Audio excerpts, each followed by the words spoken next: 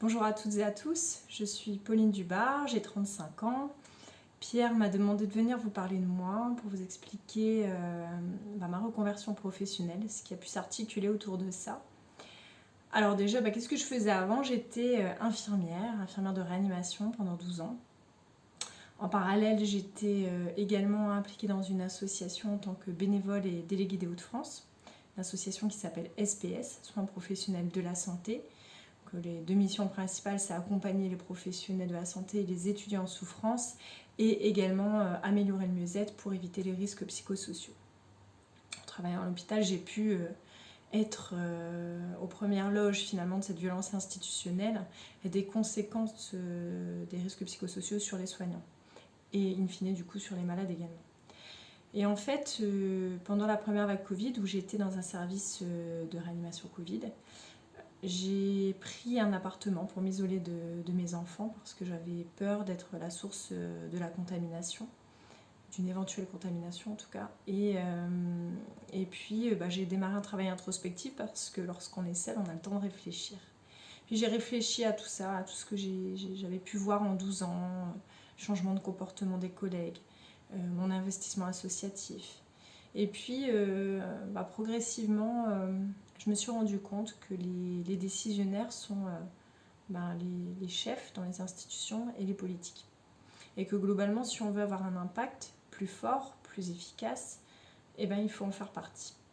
Alors j'ai pris la peine de m'inscrire à un concours dans un institut d'école politique à Paris, ça s'appelle HEUP. Et j'ai été reçue. Et j'ai démarré ma formation, mon master 1, que j'ai terminé ce mois-ci, en sciences politiques, en alternance. Et je démarre mon master 2 en management des institutions et des affaires publiques à la rentrée, toujours en alternance. Et mon alternance, je la fais dans l'agence de com qui dirige et gère les actions et les missions de l'association dans laquelle j'étais déjà investie de manière bénévole. Du coup, qui est la continuité, qui me permet de garder finalement tout ce réseau institutionnel et politique et de toujours être au contact des soignants pour voir un petit peu ce qui s'y passe. Alors, donc je vous explique un petit peu pourquoi j'en étais venue à actionner ce projet. C'est pour avoir un réel impact sur notre société. Si j'ai des conseils que je pourrais donner, c'est que globalement, quand on a une idée, quand on a une motivation et qu'on a un objectif, il faut toujours avoir en tête cet objectif. Même s'il est loin, même s'il paraît fou, je crois qu'il faut le garder en tête. Et vous verrez que quand on arrive à être congruent entre ce qu'on fait, ce qu'on dit, ce qu'on pense, et que on finit par faire l'expérience de la rencontre entre les bonnes personnes, entre les opportunités.